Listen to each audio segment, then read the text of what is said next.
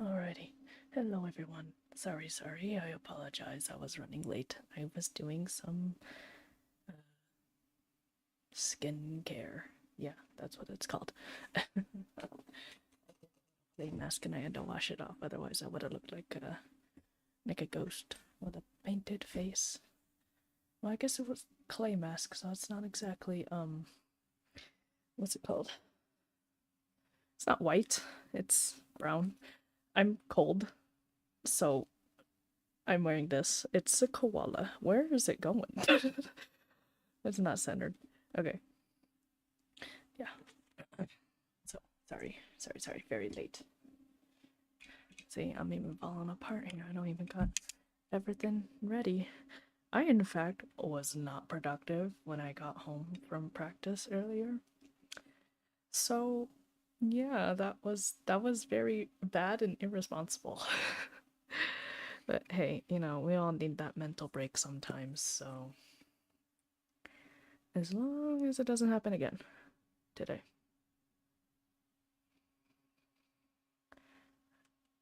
Sorry, just gonna put this on real quick.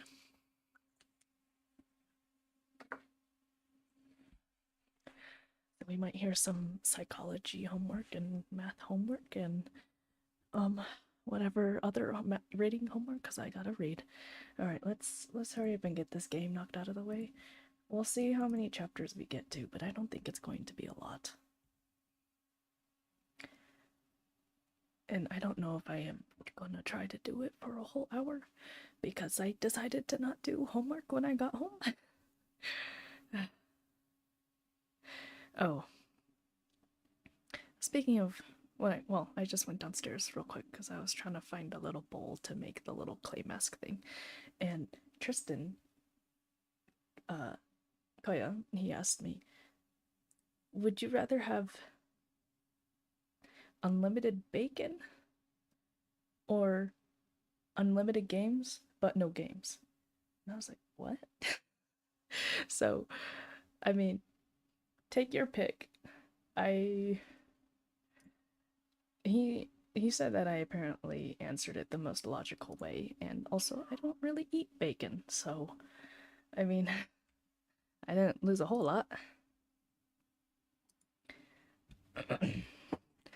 He also told me to ask friends, so that's why I'm asking now.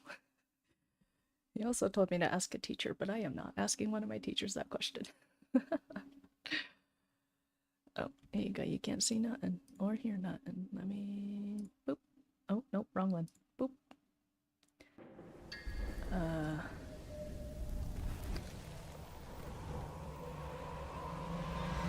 Okay.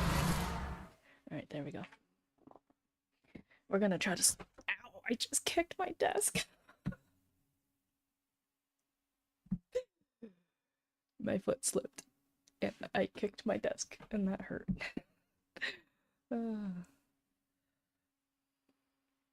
Yeah, I was just sitting in my room, and my hand was so cold. Both my hands. Well, the hand I was holding with my phone, I don't think it was as cold, or maybe it was colder. I don't know. I just know that one of my hands was a lot colder than the other one. Yeah. We love uh yeah. There's some points that, like, even in my house or when I go to sleep, oh, you can't see it, but like before, I had I had two sets of gloves. Two sets of gloves just to sleep. And the only air condition, I don't even think there's AC running in my room. I think I closed all my vents. Sorry, I'm talking really loud now. I got really excited for some reason. Anyways, yeah, both of the vents, there's the one right there, and then there's one that way. Um, but yeah, both of those are closed.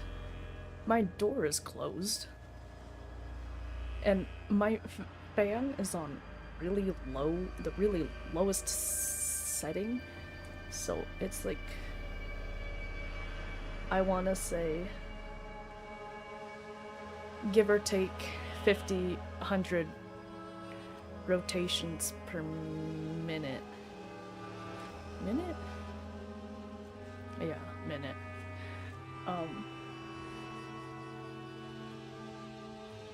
What else was I supposed to say? My window was closed, which is weird because I was hot last night, so I had to open my window because I was hot. I was hot last night, so I had to open my window and let it, you know, the cold air come in. Boomer was cold. I woke up and I saw him. He was all huddled next to my legs, like a little baby, and I was like, oh, you poor thing. And his ears were so cold. His tiny little ears, and he's so like clean shaven, right?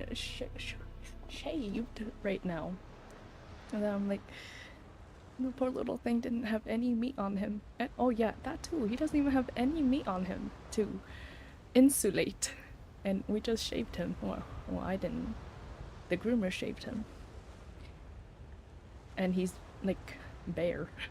He's skin and bones now. Okay, anyways, back to the game. Here we go. Let's do this. We're gonna speedrun today. Or try to speedrun. So no studying and contemplating life and decisions. We're gonna do this. Here we go.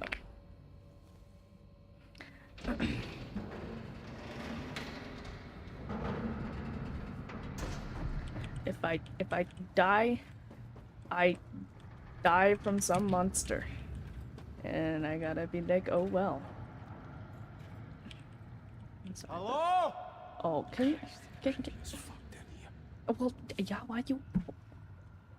I really don't like that.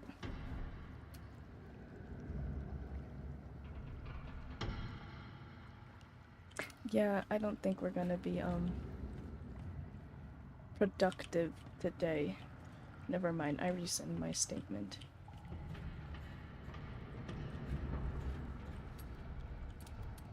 My flashlight don't even, like...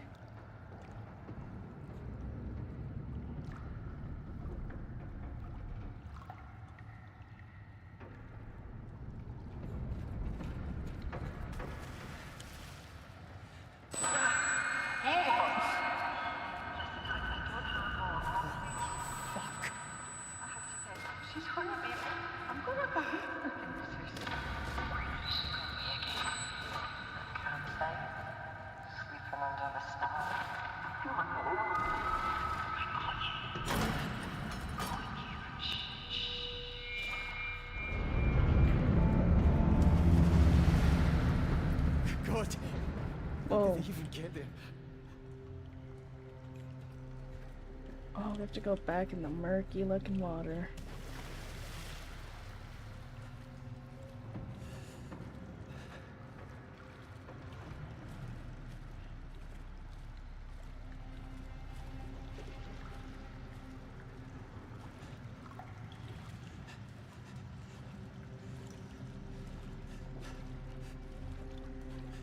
Go lock in, lock in.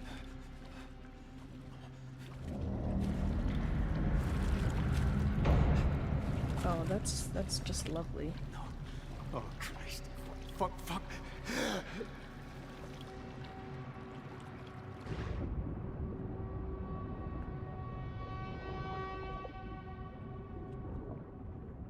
Huh? Wait, what? Oh.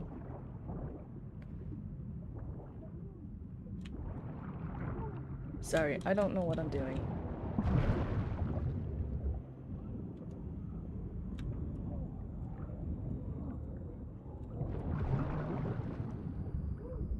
I died. Oh, I guess I didn't die. Anyways, I thought I was going to die.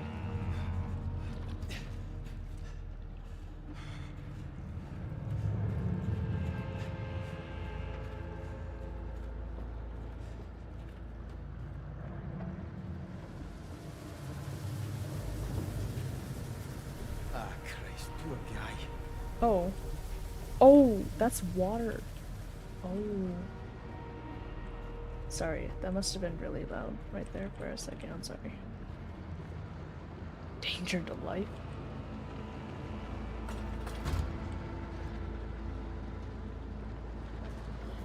No, I do not want to go in there. Fuck. Do I have to go down that? I think I do.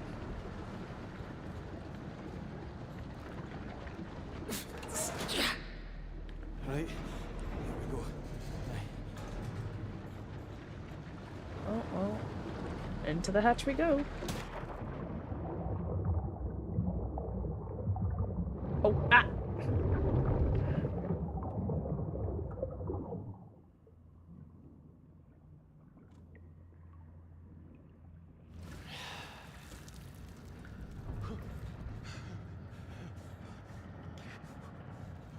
This guy is an excellent swimmer.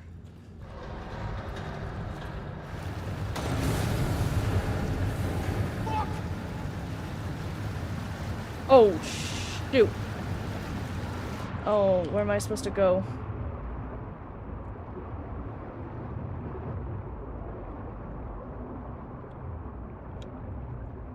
Come on, swim! Swim!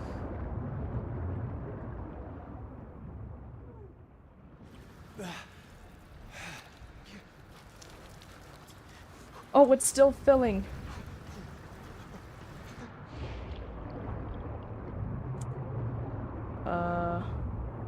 Looks like our biggest challenge today is water. Oh, nope, that's not where we were supposed to go. Oh, we might die. Pause. Wait. No. No. I'm sorry, Mr. Kaz. I'm incompetent.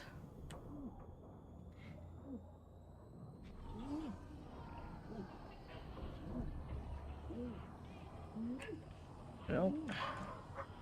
Well, if we're gonna die anyways, might as well try to live.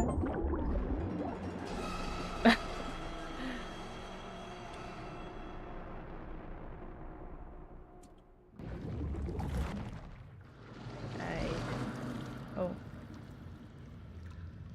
Okay, before... It just says find a way through.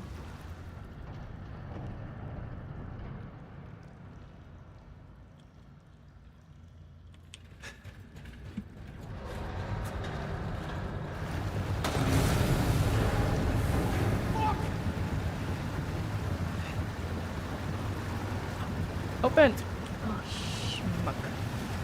Alright, here we go.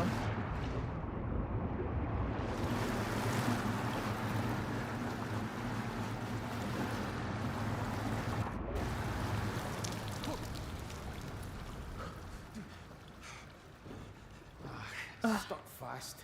Okay. Boom. Come on, come on.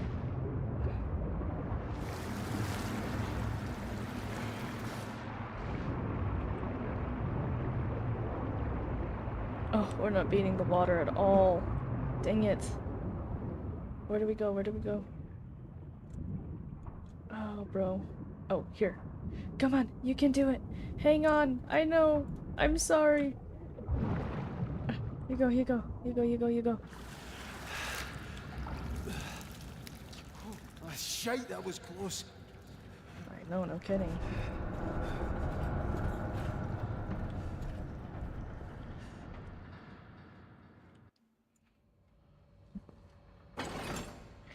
Oh. I forgot to do all my warnings. Whoops daisy. Well, I feel like at this point, we already know what's happening. More draining. He's done the other one.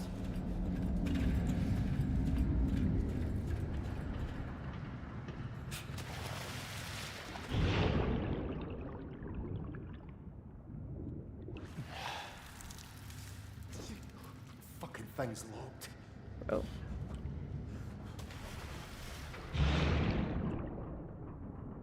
Oh, it's pitch black. I can't see. I need surface air. Oh, hello?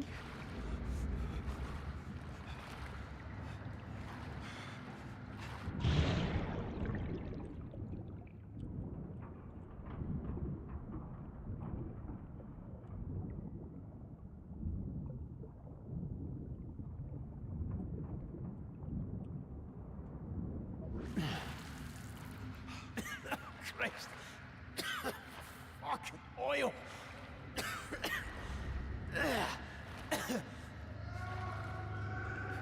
What?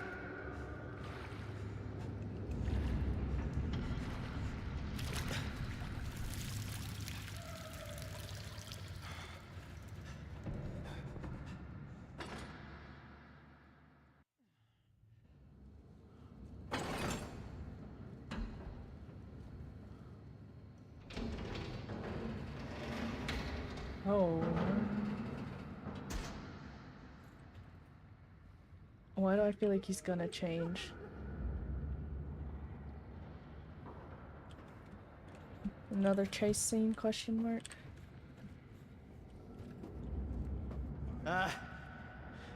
Hello?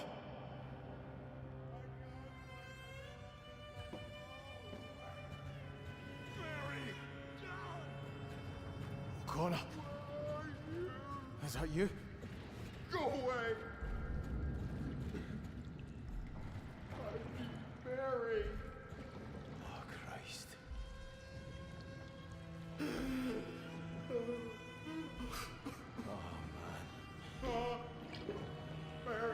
Man, what happened to you? Go and fetch Mary! You can hear me, can't you? You understand me? Fuck, Jesus. I'm sorry. I can't help you. I'm sorry. Oh.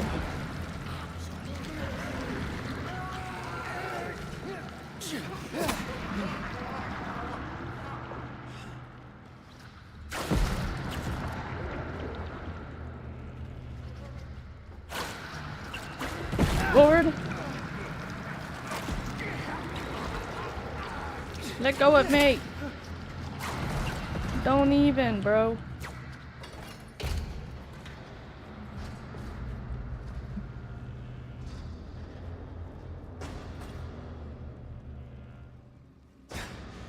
I'm never gonna get the fuck out of here.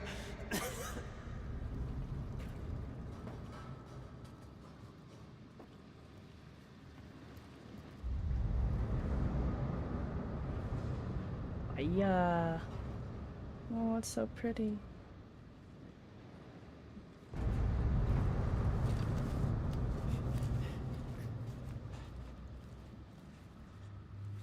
I'm okay. There it is.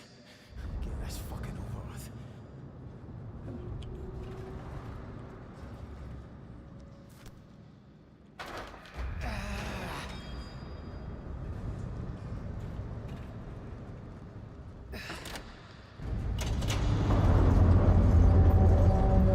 That's magic, Kaz. We've done it. Not so bad, eh? Speak for Send the yourself. leg and I'll see you up there. Thanks for helping. We'd all be gone without you. And I mean that. Well, don't get around in just yet.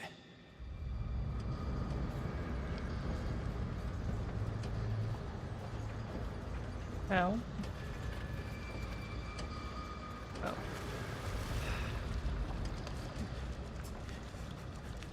Definitely don't want to swallow this water. I feel like I was gonna say something and then I forgot what I was gonna say. Gonna be honest.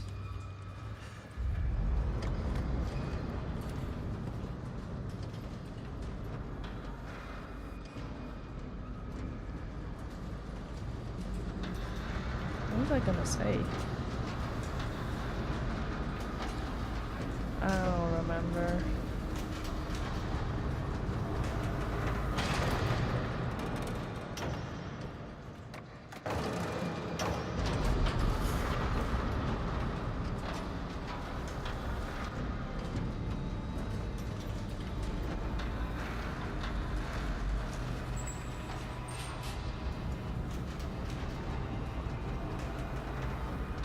Don't go into the light.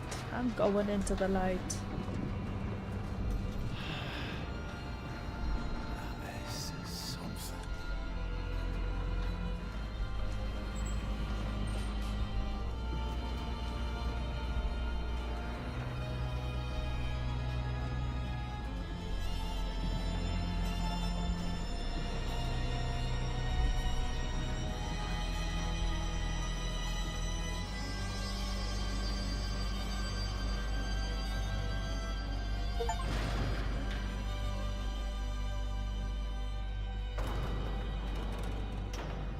escape from the pontoons. We didn't really escape anything though.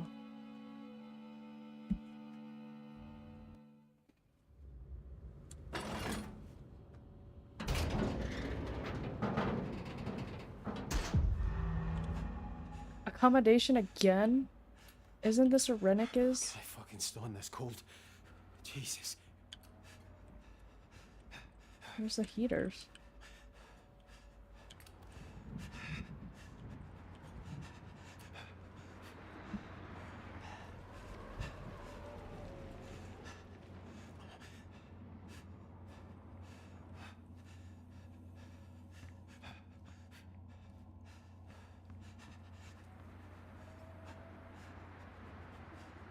I need to get warm. Jesus. Oh. Christ. I need to get out of this fucking place. I need to get home. Thank Christ. I better check on Roy.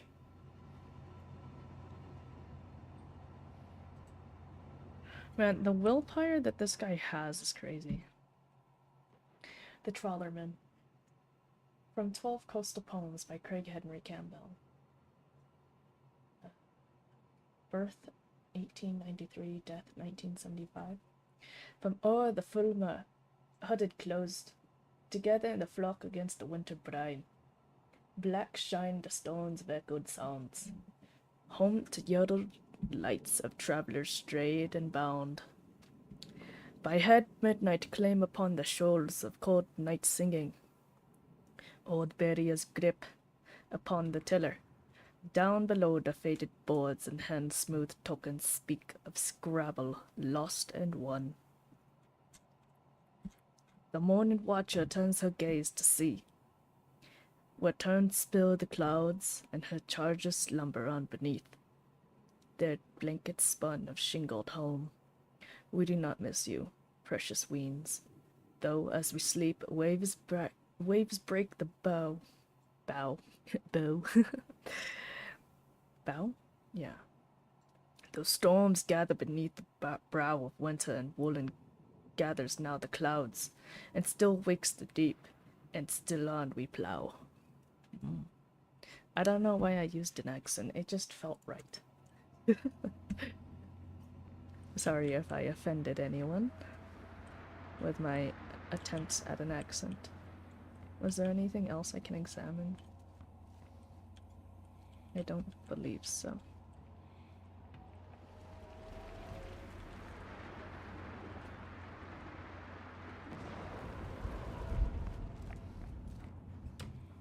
Let's just close that for peace of mind.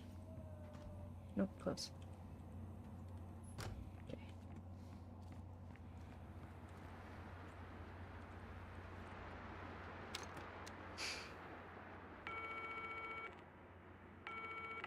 Roy, fuck's sake. Oh, gosh, mate, thank the Lord. I've been worried sick. Sorry, pal, I've been all over the shop since I last seen you. What's going on, Gaz? What happened with the chopper? That cunt tried to go without us, but, well, it didn't work out well for him or the bird. Bloody hell, Gaz. Is anyone alive? Aye, I saw Finlay. We had to get the Jennies on, and Brody as well, helping with the tension legs. Do you know what? I'm a fucking rig expert now. Told you to take no time.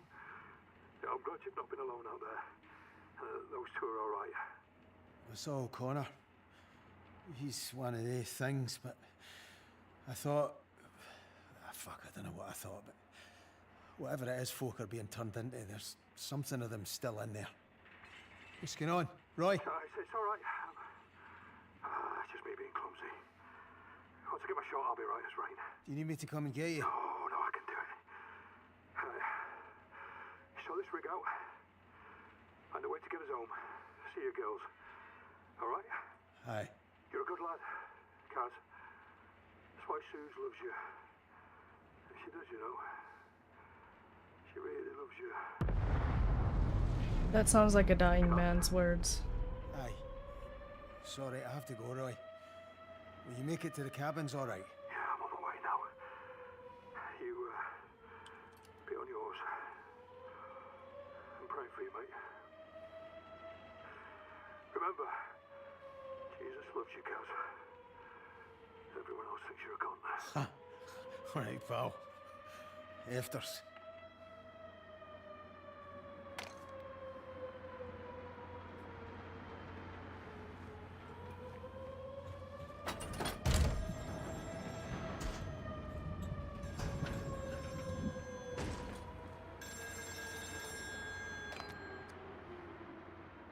Hello? Hello? Anyone there? Here he is. Listen, I don't have long. I left away with my mum. I had to get out. She's hung at me. I'm going to have my head stuck in Suze? this house. Is that you? How is she? Jesus! This one's trying to give me a kicking and all. Gonna be a wee boxer, eh? Aye, you wish. I wish I Oh. could see you. You're beautiful like this. Aye? Well, How is he Feel like an talking without elephant. talking? What is this? Suze! Suze? Why do I feel like he's gonna turn into one of the monsters at the end?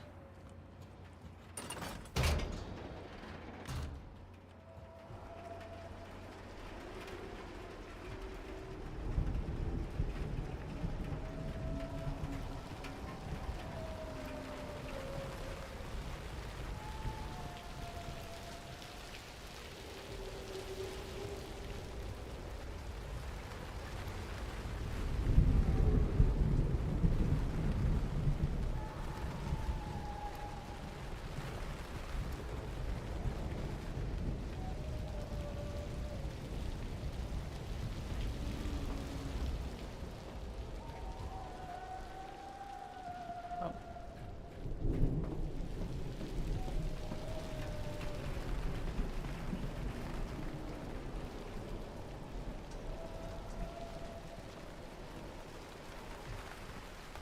Christ, look at it. Has it got bigger? You think?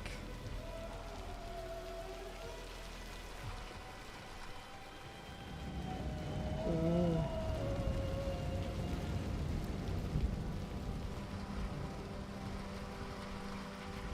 No newer, thank fuck.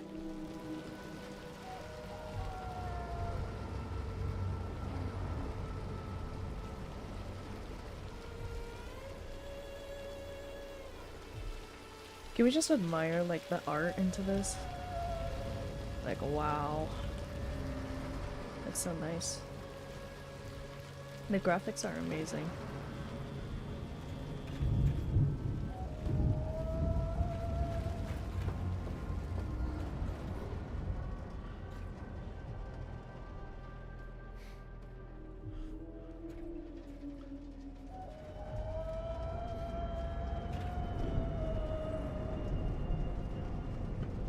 You think it had warned me before?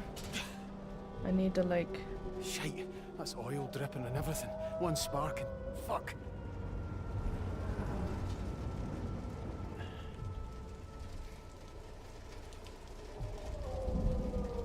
Fuck! Ah!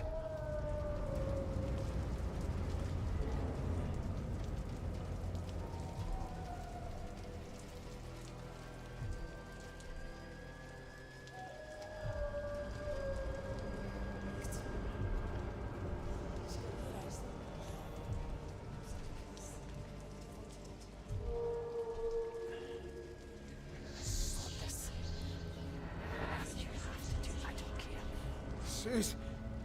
He's stumbling. Jesus Christ, what the fuck is happening to me? Ah.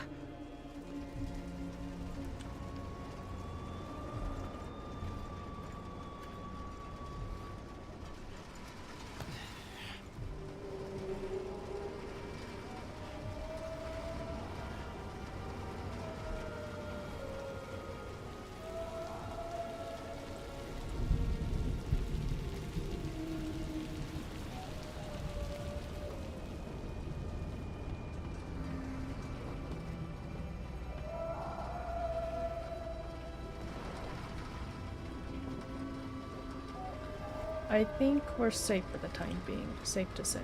I think. Kaz! Oh, Kaz! Over here! Brody? Another Brody. face. Fucking hell, how you doing? Better than you by the looks of it. Did you see any others? You mean anyone alive? Well, I spoke to Roy. He's no doing great without his insulin. And I've no idea where Finlay is now. I spoke to her a few minutes ago. She's stuck until she gets past Rennick. Or what used to be Rennick. Feels like everybody's dead or worse. And I don't know about your side of the pontoons, but where I was, the oil tanks are burst, and I think there's a gas leak. I mean, I'm looking for a fucking bright side here. Well, let's cross that bridge when we come to it, alright? Right now, we have to deal with the stack. That noise! Aye, okay. Alright, the stack. I'm kind of thinking the flare shouldn't be looking like that. No. Main feed's ruptured. It's burning out. It could get worse. And if it does, it could spread to the derrick and cause an explosion. Right, so we're fucked. Again. Not if we switch the flare onto the auxiliary gas pipe. If you go over to the processing quad, I can... What? Have you seen it out there? Oh, aye, it's quite nice in here, you know. Maybe we should swap. You can't work the controls, Kaz. Otherwise of course, I'd go myself. Christ. Alright, alright. What am I doing? You need to get there and find the diverter valve, main to the auxiliary. It's on the middle floor, flare side. I'll ignite the stack from here. Right. If I can't do it, then you'll need this. Jesus. I'll be on the tannoy if you need any help. Good luck, Kaz. Great.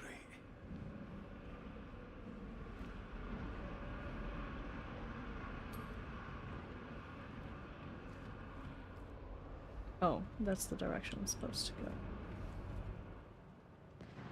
Note from Finley. Brody. Dug the radio out, but no signal, no nothing.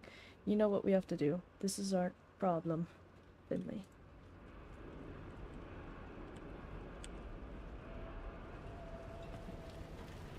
Oh, he doesn't want to close the door.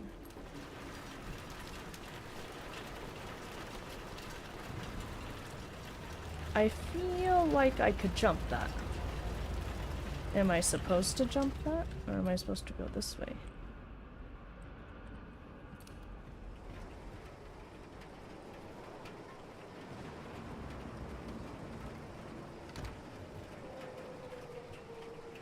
Nope, yeah, I'm supposed to go that way and jump it. Alright, ain't that peachy?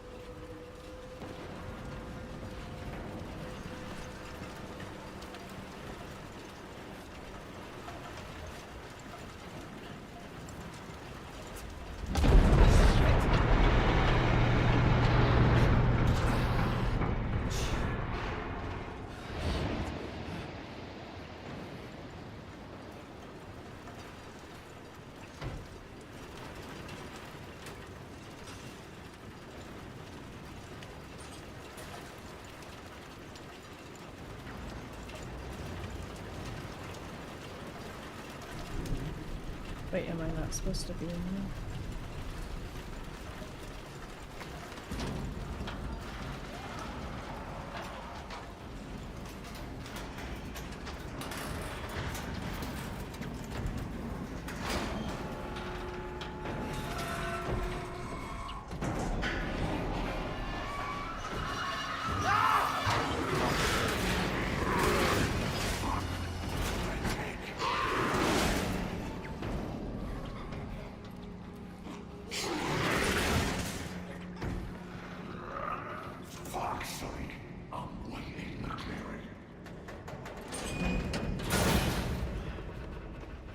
Oh, damn.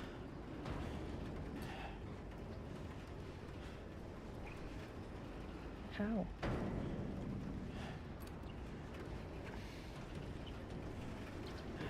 Where he at?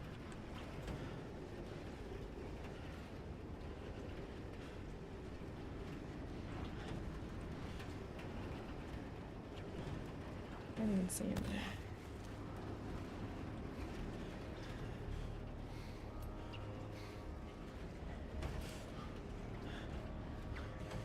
Where are places to hide?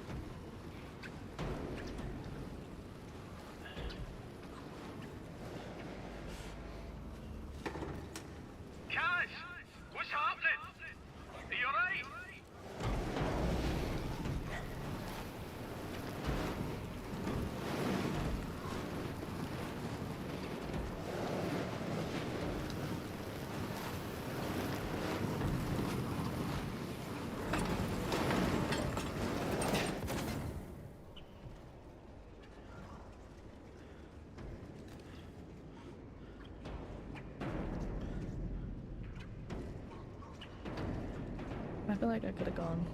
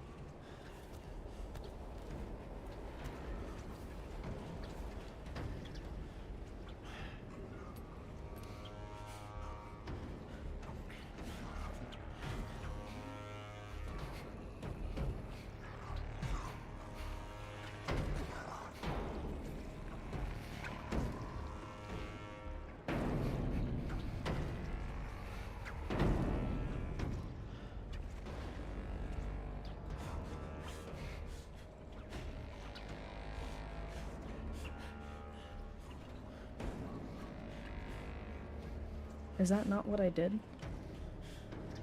Oh shoot. Fuck! Ha!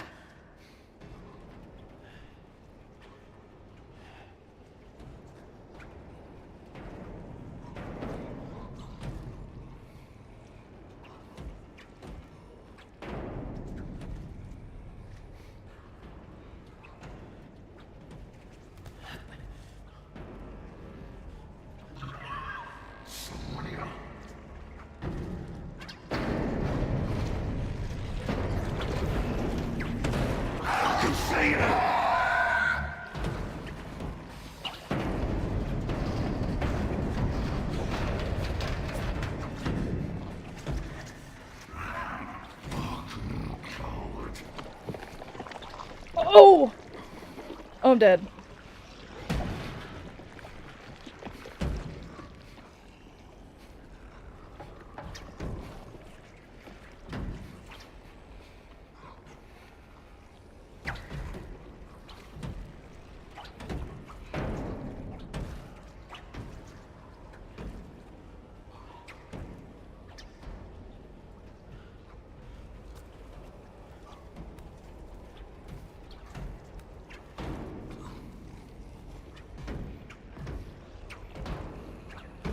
I thought I was safe there. I very much was not.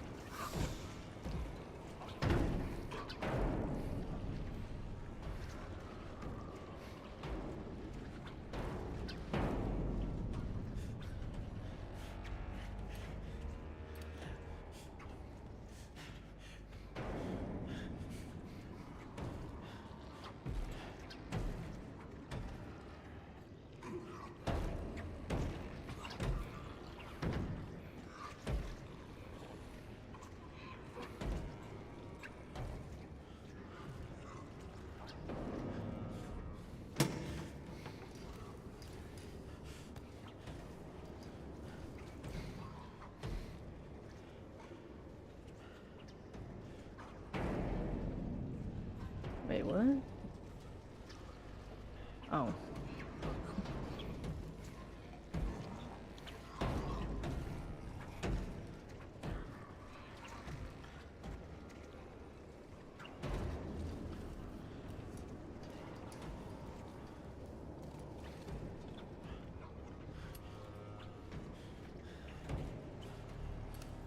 That's a big stretch.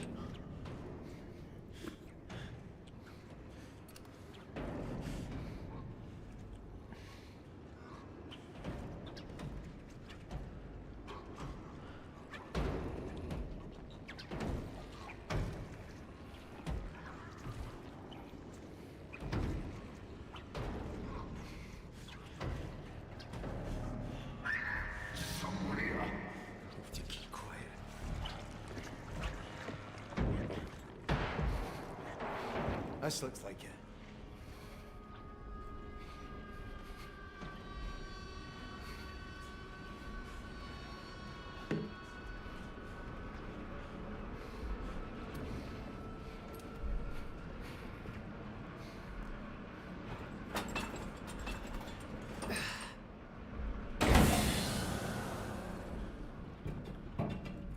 Guys, I can see the feed switching here.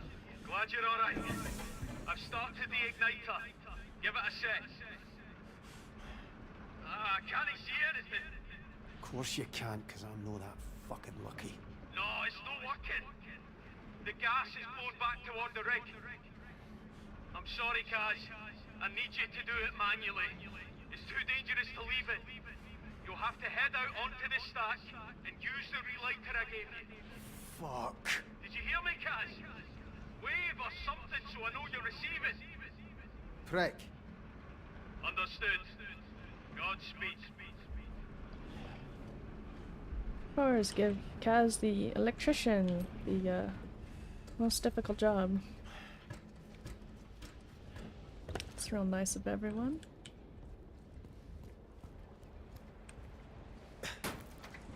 Jesus,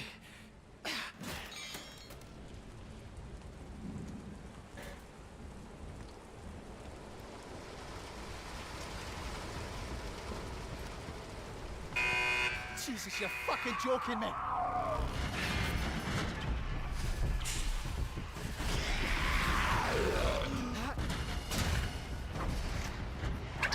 Oh, Volt!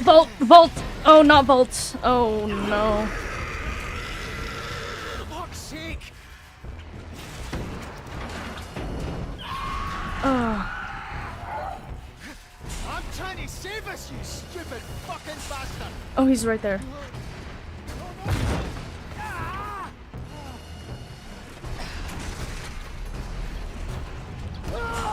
Yeah.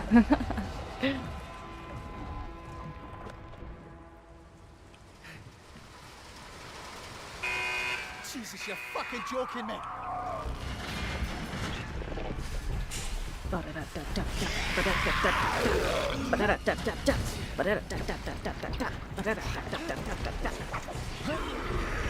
Revolt! Okay. Fuck's sake! Oh, I missed. I'd rather take the ocean! Ah! Sorry. That was a little loud. Alright, here we go. Lock in. Jesus, you're fucking joking me. Go.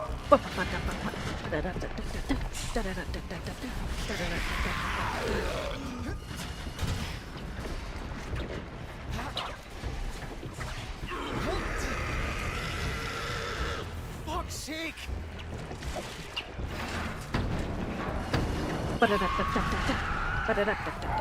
Here we go. We got. Let's go. Keep going. Keep going. Boom, boom, boom, boom, boom, boom. Boom, boom, boom, boom, boom. Oh. Am I not holding? Let's see him squeeze through there. Oh. This fucking flare fuck. He scared me after the fact. Oh, another one. Shit. I'm doing this! Shit. Oh.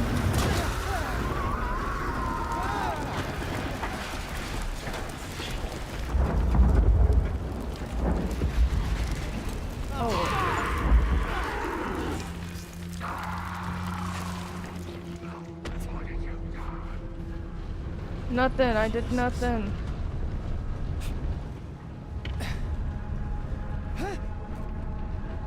Kaz, for fuck's sake, move! It's about to collapse! So why did we even bother? You need to move! Well, I'm not gonna ask. Can you hear It sounds me, like Kaz? Halo music. Please, man, hurry!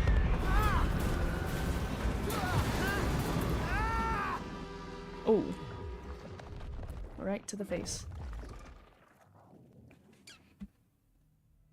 Oh my. Here's peace, Suze. Oh, I'm sorry, love. I'm not being difficult. I'm just trying to pick up the pieces of your mess. He wouldn't let it go, okay? He's carried a fucking torch for you since school. He's always hated me for being the bigger man and for having you in those beautiful fucking wains. Oh, no.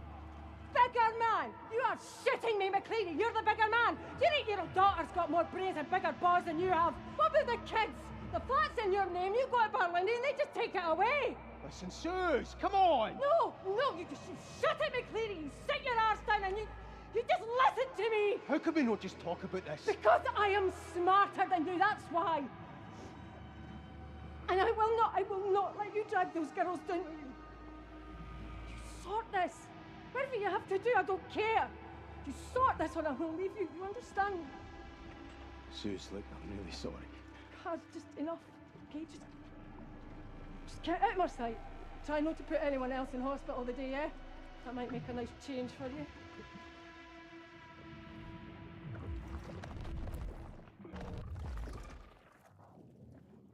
Suze. No, I didn't mean that. Why'd you have to... Ah, Suze. Jesus Christ. Oh, fuck. Jesus. Suze. What have I done? Ah, Jesus Christ. Ah, you bastard. Whoa.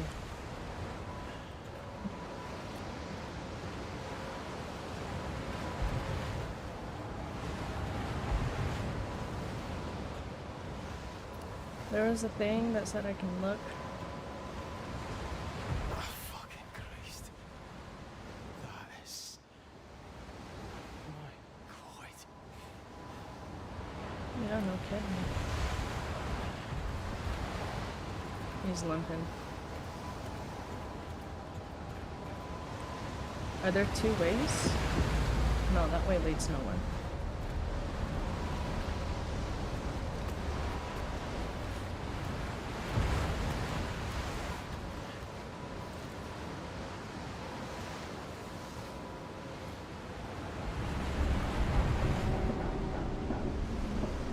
Can I get this one open? No chance.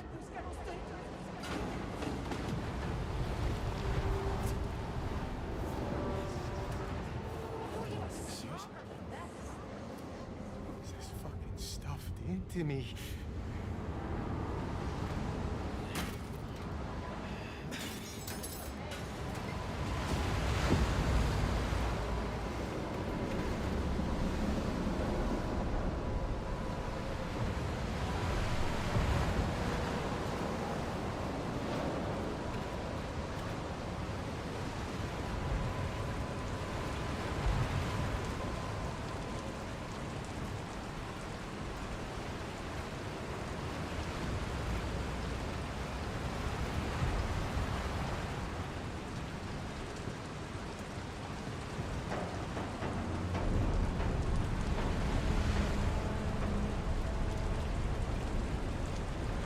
Is that water or mist, or is that fire, or is that like snow?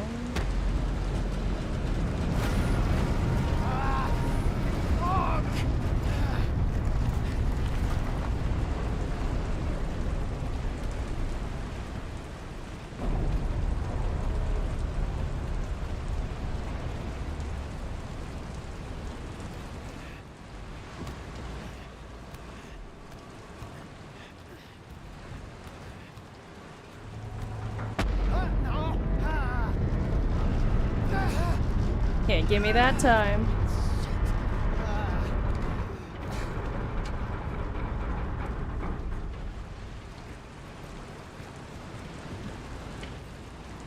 Is this another one of Finley's notes? Christ, what were they up to?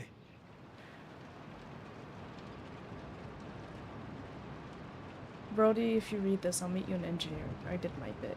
Your plan better work. Back to engineering.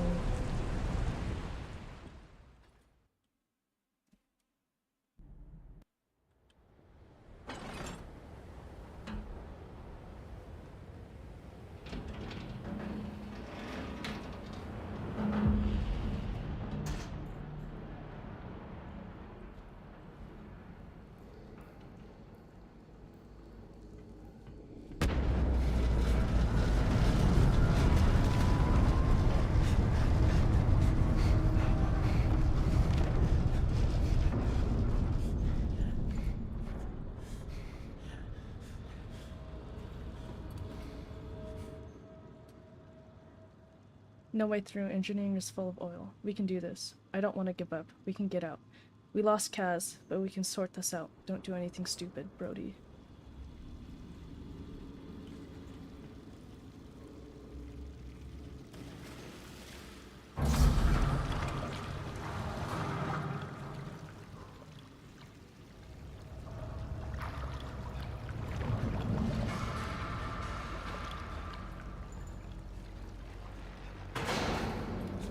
Fuck's sake!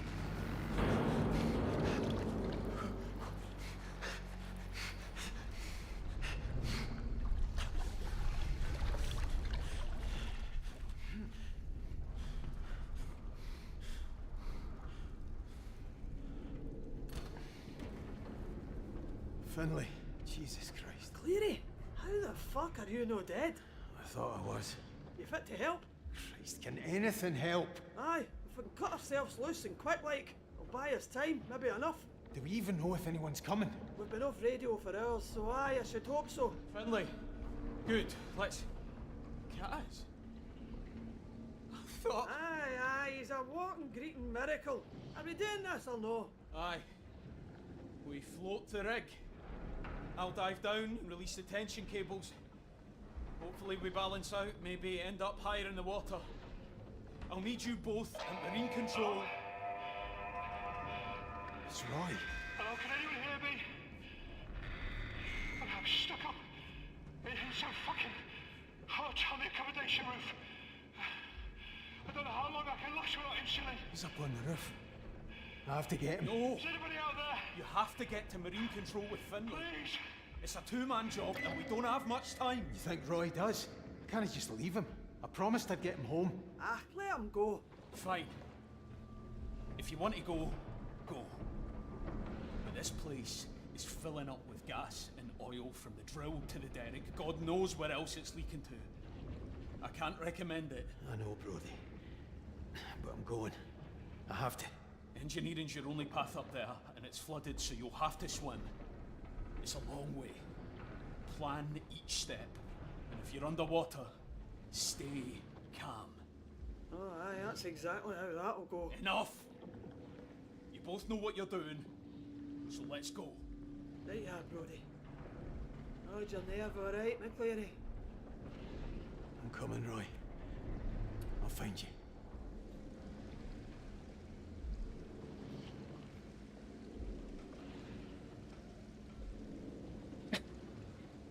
You see that? Does that mean there's a monster over there? Oh, yep, it's moving. No? Okay. Well, anyways, time to do some homework, unfortunately, so this will have to be continued tomorrow. Oh, that's what it was. Okay.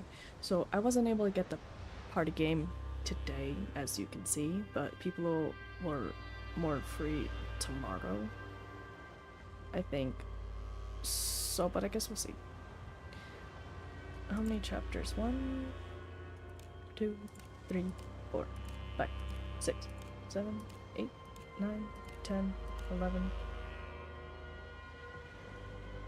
12, 13, 14, 15, 16, 17.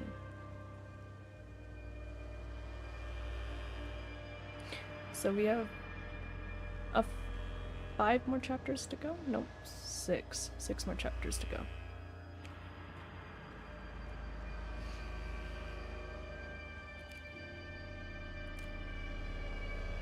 Can we just, like, hold on, look at these? Merry Christmas. You're fired. I've never been down this end before. And what about Gibbo? I'm not leaving you, pal. The lifeboats, then? Trots, is that you? It's Muir, Kaz. It's Muir. He's changed. It's vicious. The chopper. Have you not seen a deer? Was this in, engineering? I'll find my way down. Go and fetch Mary? You can't work the controls, Kaz. Godspeed.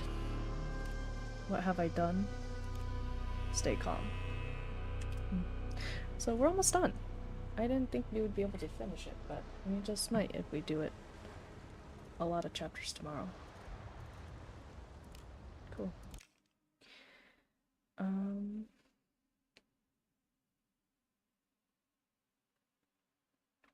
So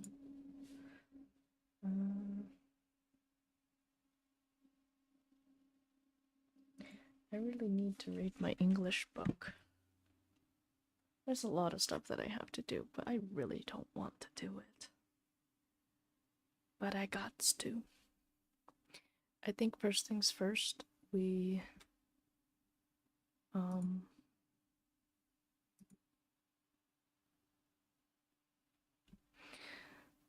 probably do psychology discussion thingy. Okay.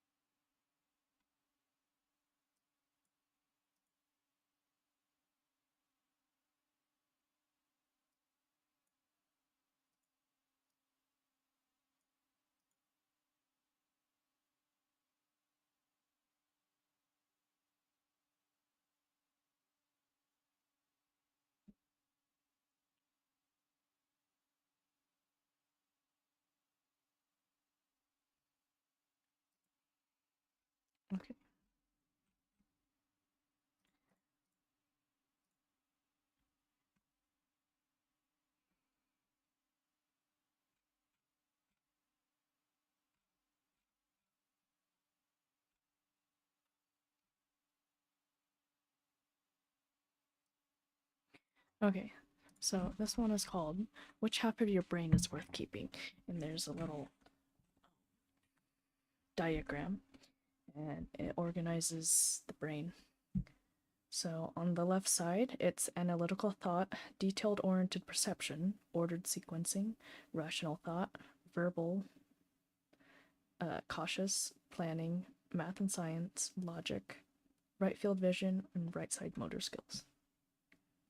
And on the right side controls intuitive thought, holistic perception, random sequencing, emotional thought, nonverbal, adventurous, impulsive, creative writing / art, imagination, left field of vision, and left side motor skills. I'm gonna look up what holistic vision or perception is.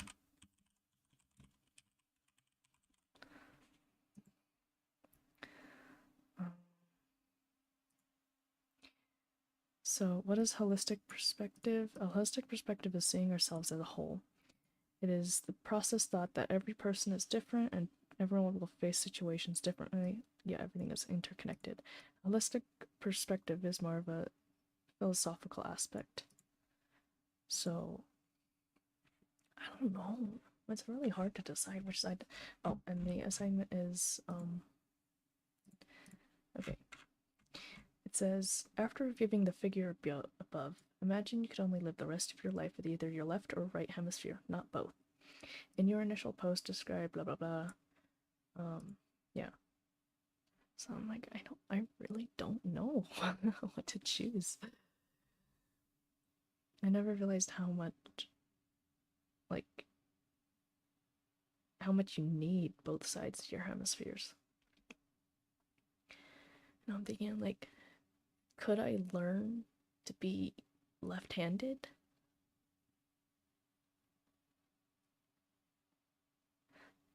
Because I can try now with, like, writing with my left hand and it looks awful. So I can't imagine, like, living the rest of my life on my left hand. But also I can't imagine my life not having, like, creative animation, creative imagination. But I'm also like, can I go without speaking my entire life? But also, is it just controlling, like, being able to speak? Or can you, like, write out your thoughts? Like write out what you're saying.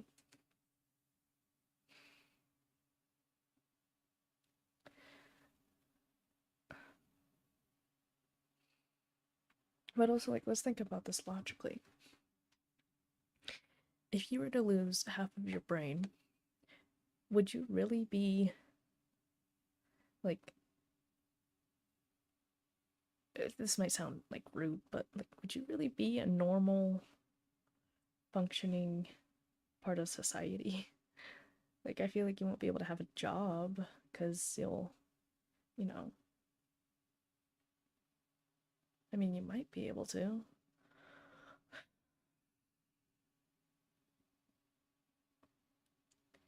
Oh, I don't know. Okay, well, I'm gonna turn Minecraft back on for the ambiance. Ambiance? I think that's the right word. Oh, that's the wrong Minecraft. Hold on.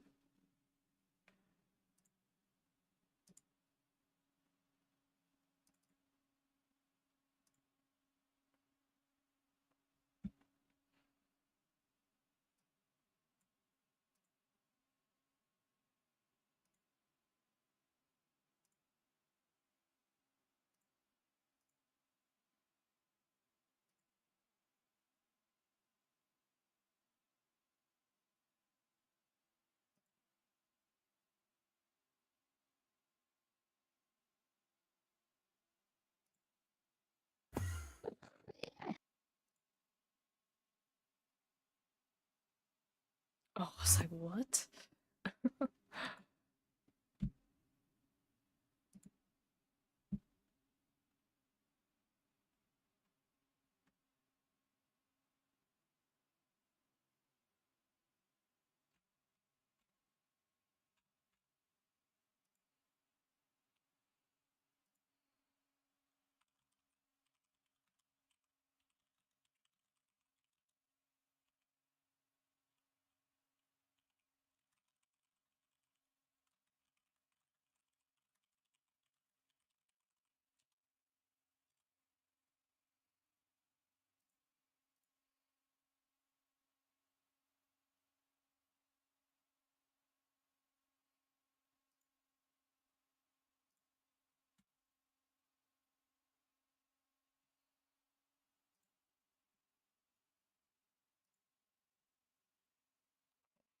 Yeah, it's like, why is it not opening?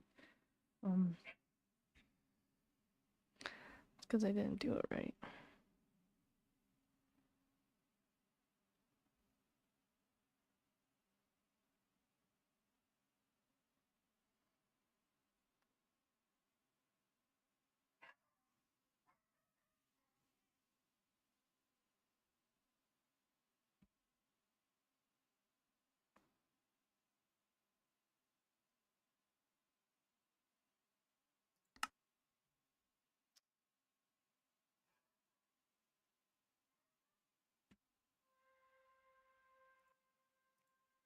Okay.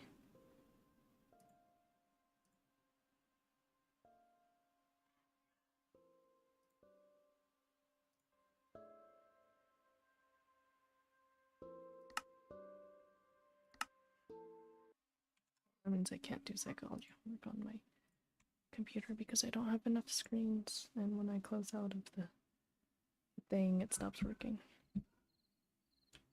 Or it stops producing sound.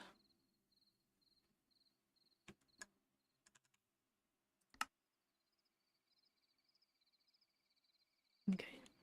Oh, oops, Daisy. Can we turn on always rain?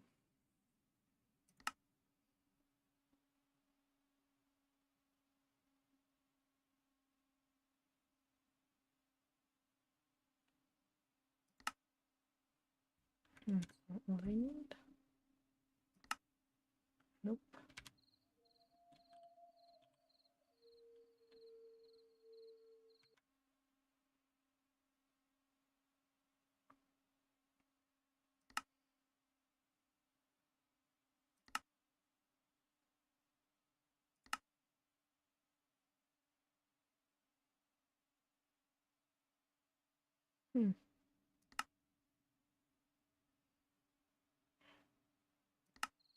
I don't know what I'm doing.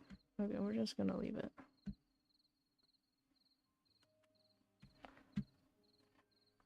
Why? Figure out what to write for psychology. Well done.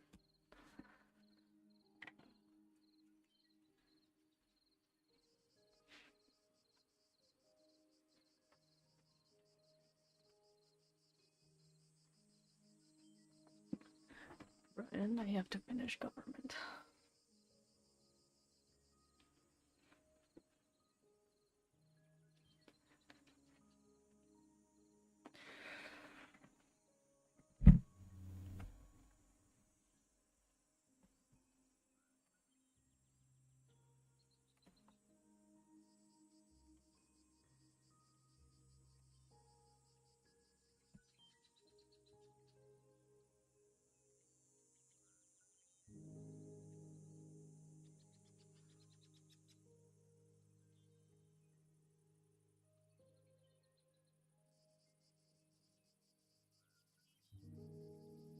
guess it was really meant for set. Just I'm able to explain it.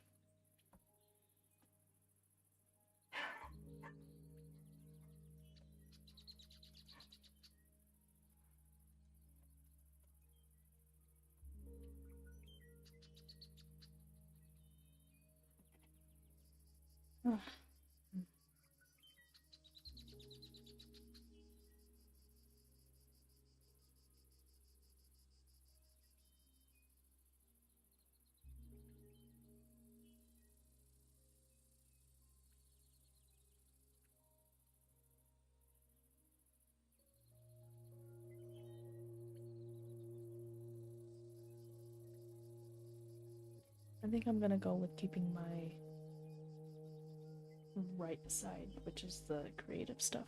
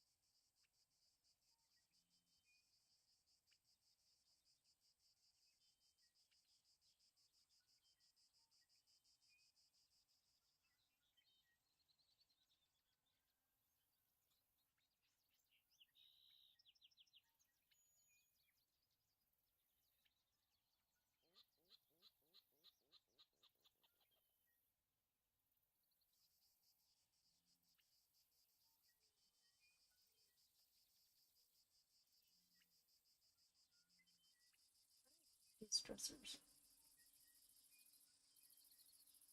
Is there not a hyphen?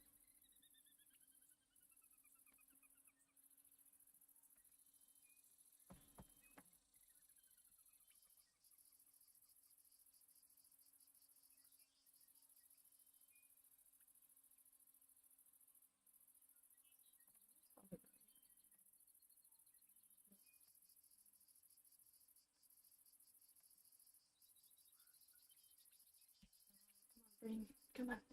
Work, brain, work. Come back to me. Give me back my thoughts.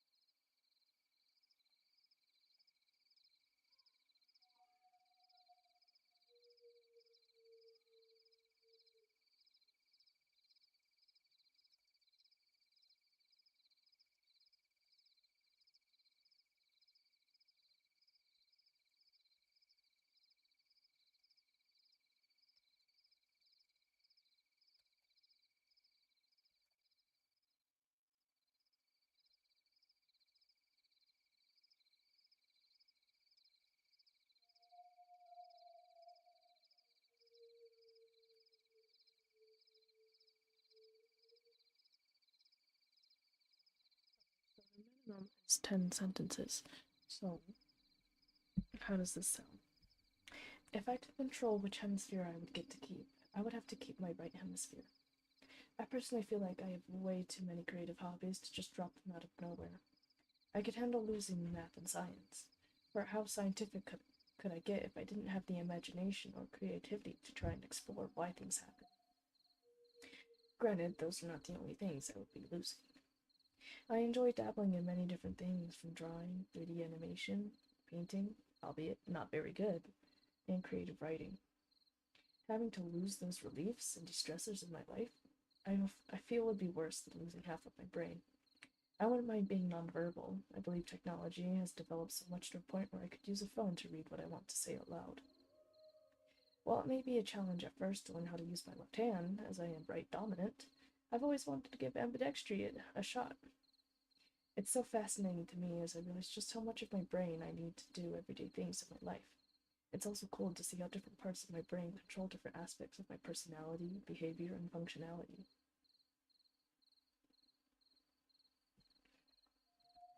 I'm gonna say, all in all, it makes me grateful to. It makes me grateful to have both parts of my brain functioning properly.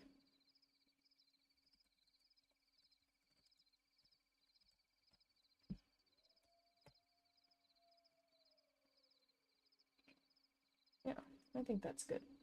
We have 1, 2, 3, 4, 5, 6, 7, 8, 9, 10, 11, 12, 13. I think that's pretty good. That beats 10.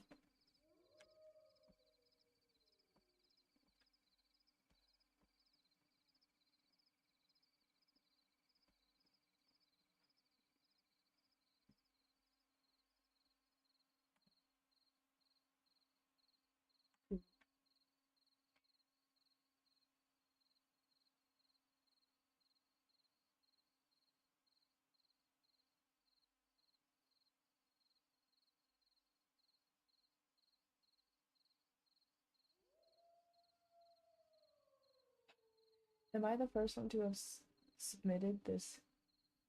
Bruh. I'm the first one who posted on our discussion thread. That's lovely.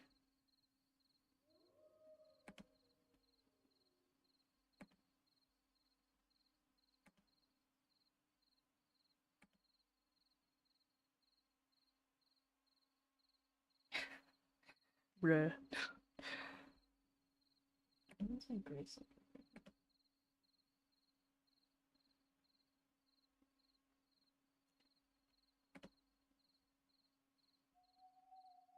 I have 100%.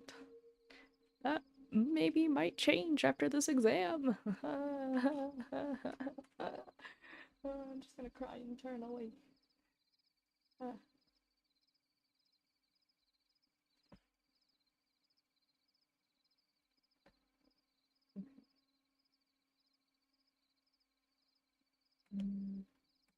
Alright.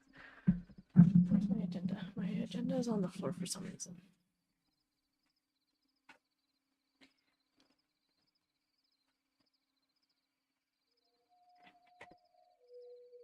Do you still want me to read my book, Storytime, question mark? Or are you okay if I don't? Are you even awake? Question mark. Also, thank you for watching and dealing with me and everything. Thank you so much. Hold on 1 second.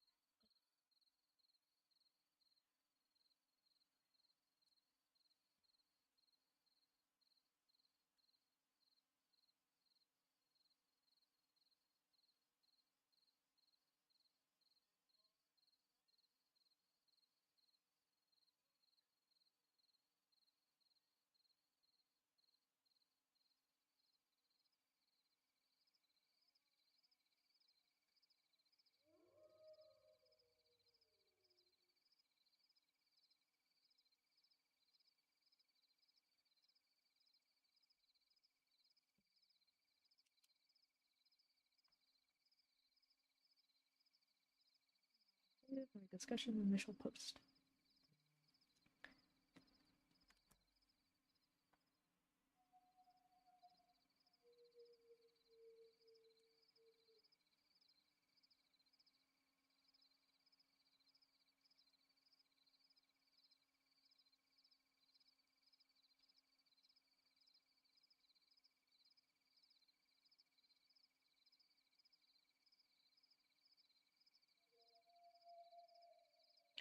I think I'm gonna try to make like a little riddle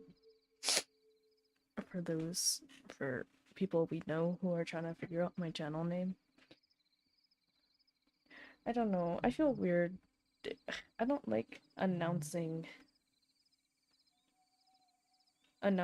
my whatever it is. I don't sure promote it, but I don't know, it feels awkward to me. I like small is nice.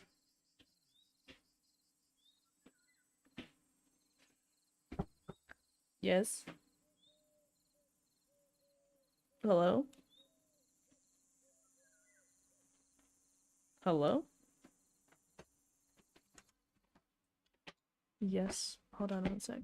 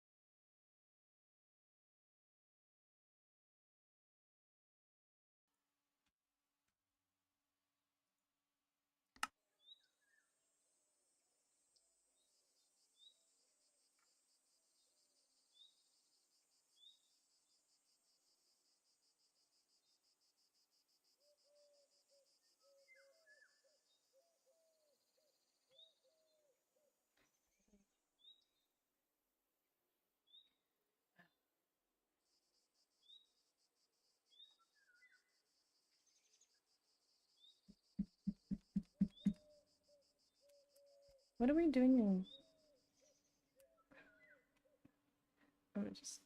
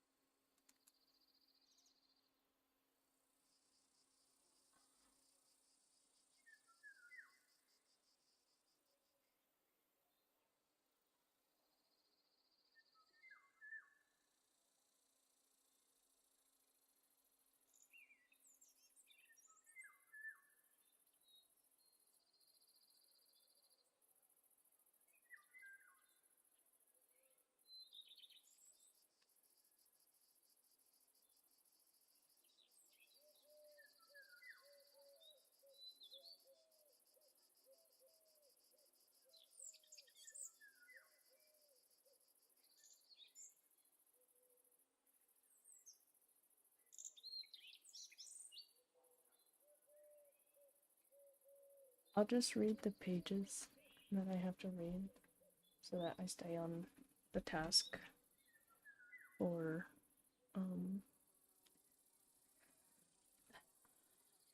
lit, and then I'll get off stream and then do my notes for psych.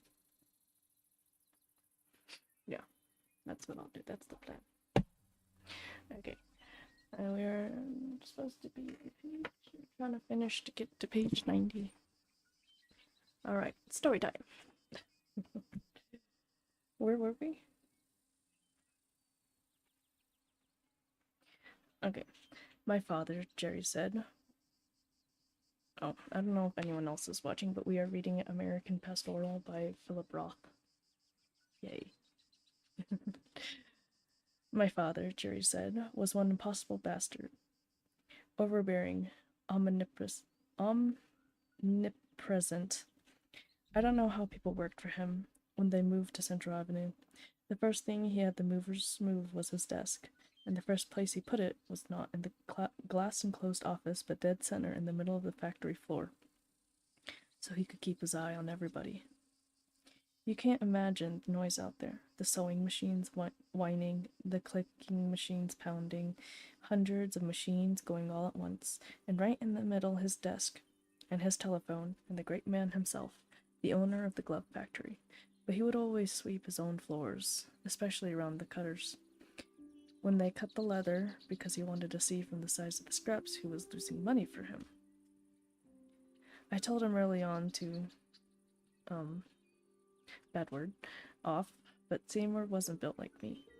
He had a big, generous nature, and with that, they really raked him over the coals, all the impossible ones. Unsatisfiable father, unsatisfiable wives, and the little murderer herself, the monster daughter, the monster Mary. Oh, so he does have a daughter. When does he have a daughter? The solid thing he once was. At Newark Maid, he was an absolute, unequivocal success. Charmed a lot of people into giving their all for Newark Maid. Very adroit businessman. Knew how to cut a glove, knew how to cut a deal. Had an inn on 7th Avenue with the fashion people. The designers there would tell the guy anything. That's how he stayed abreast of the pack.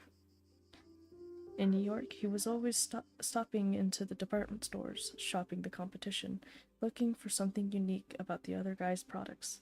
Always in the stores, taking a look at the leather, stretching the glove, doing everything just the way the old man taught him. Did most of the selling himself, handled all the big house accounts. The lady buyers went nuts for Seymour. You can imagine. He'd come over to New York, take these tough Jewish broads out to dinner, buyers who could make or break you, wine and dine them, and they'd fall head over heels for the guy. Instead of him buttering them up, by the end of the evening, they'd be buttering him up. Come, Christmas team. They'd be sending my brother the theater tickets and the case of scotch rather than the other way around. He knew how to get the confidence of these people just by being himself. He'd find out a buyer's favorite charity, get a ticket to the annual dinner at the Waldorf Astoria, show up like a movie star in his tuxedo, on the spot make a fat donation to cancer, muscular dystrophy, whatever it was.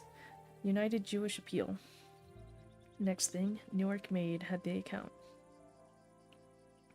Knew all the stuff. What colors are going to be next season's colors, whether the link is going to be up or down. Attractive, responsible, hard-working guy. A couple of unpleasant strikes in the 60s, a lot of tension. But his employees are all on the picket line. And they see him pulling up in his car, and the woman who sewed the gloves start falling all over themselves, apologizing for not being at the machines. They were more loyal to my brother than they were to their union. Everybody loved him. A perfectly decent person who could have escaped stupid guilt forever. No reason for him to know anything about anything except gloves. Instead, he is plagued with the shame and uncertainty and pain for the rest of his life. The incessant questioning of a conscious adulthood was never something that obstructed my brother. He got the meaning for his life some other way. I don't mean he was simple. Some people thought he was simple because all his life he was too kind. But Seymour was never that simple. Simple is never that simple. Still, the self-questioning did take some time to reach him. And if there's anything worse than self-questioning coming too early in life, it's self-questioning coming too late. His life was blown up by that bomb. The real victim of the bombing was him. What bomb? Little Mary's darling bomb. I don't know what Mary's darling bomb is. Meredith LeBeouf, Seymour's daughter. The Rimrock bomber was Seymour's daughter. The high school kid who blew up the post office and killed the doctor. The kid who stopped the war in Vietnam by blowing up somebody out mailing a letter at 5 a.m. A doctor on his way to the hospital. Charming child, he said in a voice that was all contempt and still didn't seem to contain the load of contempt and hatred that he felt. Brought the war home to Lyndon Johnson by blowing up the post office and general store. Place is so small the post office is in the general store, just a window at the back of the general store and a couple rows of those boxes with the locks. And that's the whole post office. Get your stamps right in there with the Rinso and the Loofboy and the Lux. Quaint Americana. Seymour was into quaint Americana. But the kid wasn't. He took the kid out of real time and shoehorned him right back in. My brother thought he could take his family out of human confusion and into old Rimrock, and she put them right back in. Somehow, she plants a bomb back behind the post office window, and when it goes off, it takes out the general store too. And takes out the guy, the doctor, who's just stopping by the collection box to drop off his mail. Goodbye, Americana. Hello, real time. This passed me by, I had no idea. That was 68, back when the wild behavior was still new. People suddenly forced to make sense of madness, all that public display. The dropping of inhibitions, authority powerless. The kids going crazy, intimidating everybody. The adults don't know what to make of it, they don't know what to do. Is this an act? Is the revolution real? Is it a game? Is it cops and robbers? What's going on here? Kids turning the country upside down, and so the adults start going crazy too. But Seymour wasn't one of them. He was one of the people who knew his way. He understood that something was going wrong, but he did not Ho Chi Minh like his darling fat girl. Just a liberal sweetheart of a father. Philosopher king of ordinary life. Brought her up with all the modern ideas of being rational with your children. Everything permissible, everything forgivable, and she hated it.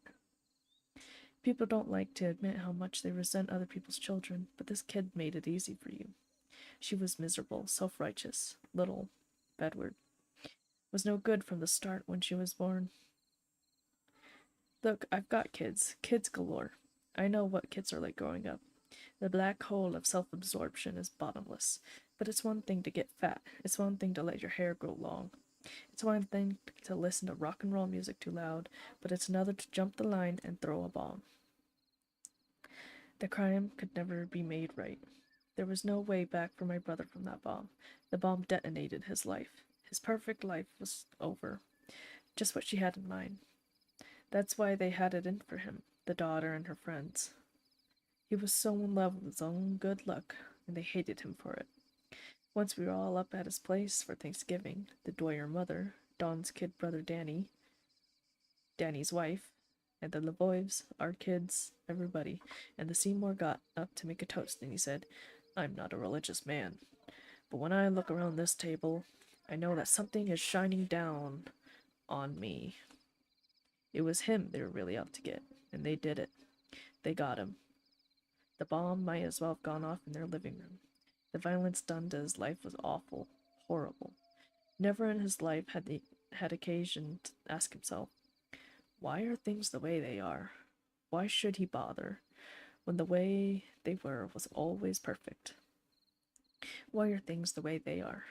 The question to which there is no answer, and up till he was so blessed he didn't even know the question existed. Had Jerry ever before been so full of his brother's life and his brother's story? It did not strike me that all the despotic determination concentrated in that strange head could ever have allowed him to divide his attention into a very many parts.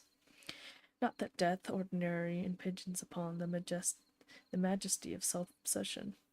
Generally intensifies it. What about me? What if this happens to me?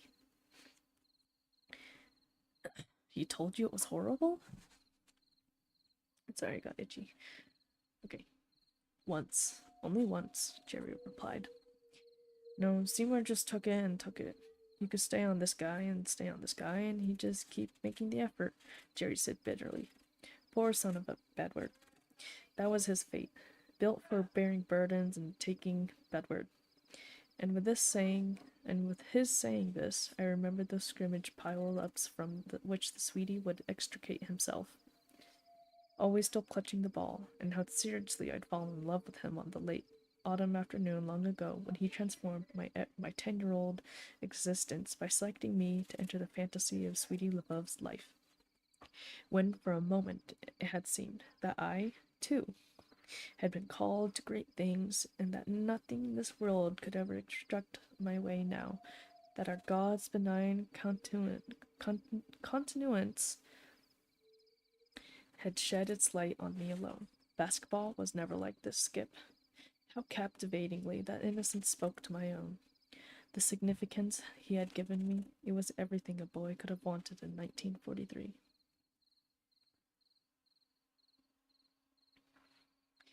Never caved in. He could be tough.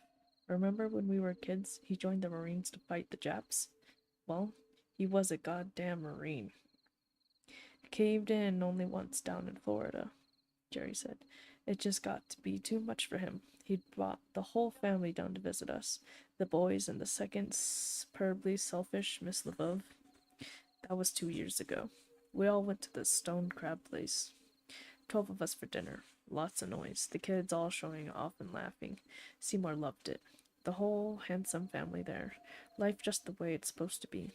But when the pie and coffee came, he got up from the table. And when he didn't come back right away, I went out and found him. In the car, in tears, shaking with sobs. I'd never seen him like that. My brother, the Rock, he said. I miss my daughter. I said, where's she? I knew he always knew where she was. He'd been going to see her in hiding for years. I believe he saw her frequently. He said, she's dead, Jerry.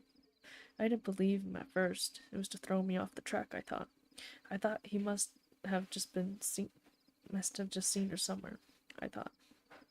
He's still going to wherever she is and treating this killer like his own child. This killer who is now in her 40s while everybody she killed is still killed. But then he threw his arms around me and he just let go. And I thought, is it true? The family's monster's really dead? But why is he crying if she's dead? If he had half a brain, he would have realized that it was just too extraordinary to have a child like that. If he had half a brain, he would have been enraged by this kid and estranged from this kid long ago. Long ago would he have torn her out of his guts and let her go. The angry kid who gets nuttier and nuttier in the sanctified cause to hang her craziness on. Crying like that? For her? No, I couldn't buy it, I said to him. I don't know whether you're lying to me or you're telling me the truth, but if you're telling me the truth that she's dead, it's the best news I've ever heard. Nobody else is going to say this to you. Everybody else is going to commiserate. But I grew up with you. I talk straight to you. The best thing for you is for her to be dead. She did not belong to you. She did not belong to anything that you were. She did not belong to anything anyone is. You played ball. There was a field of play. She was not on the field of play. She was nowhere near it. Simple as that. She was out of bounds, a freak of nature, way out of bounds. You are to stop your mourning for her. You've kept this wound open for 25 years, and 25 years is enough. It's driven you mad. Keep it open any longer and it's going to kill you. She's dead? Good. Let her go. Otherwise it'll rot in your gut and take your life too. That's what I told him. I thought I could let the rage out of him, but he just cried. He couldn't let it go. I said this guy was going to get killed from this thing, and he did. Jerry said it and it happened. It is Jerry's theory that the sweetie is nice, that it is to say passive, that it is to say trying always to do the right thing, a socially controlled character who doesn't burst out, doesn't yield to rage, ever, will not have the angry quality as his liability, so doesn't get it as an asset either. According to this theory, it's the no rage that kills him in the end, whereas aggression is cleansing or curing. It would seem that what kept Jerry going, without uncertainty or remorse, and unflaggingly devoted to his own take on things, was that he had a special talent for rage, and another special talent for not looking back. Doesn't look back at all, I thought. His unseared by memory. To him, all looking back is bad word nostalgia, including even the sweeties looking back 25 years later at his daughters before the bomb went off, looking back and helplessly weeping for all that went up in that explosion. Righteous anger at the daughter. No doubt that would have helped. Incontestable that nothing is more uplifting in all of life than righteous anger. But given the circumstances, wasn't it asking a lot? Wasn't it asking a lot? Asking the sweetie to overstep the limits that made him identifiably the sweetie? People must have been doing that to him all his life, assuming that because he was once upon a time this mythic character, the sweetie had no limits. I'd done something like that in Vincent's restaurant, childishly expecting to be wowed by his godliness, only to be confronted by an utterly ordinary humanness. One price you pay for being taken for a god is the unabated dreaminess of your acolytes. I need some water. My throat's hurting. And like the back of my tongue for some reason.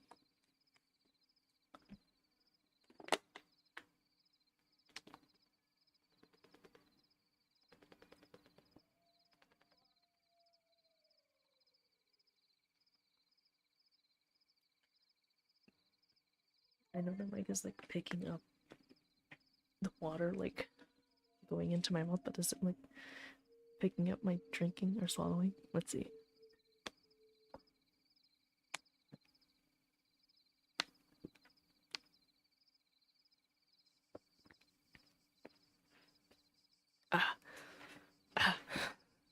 That was too much water.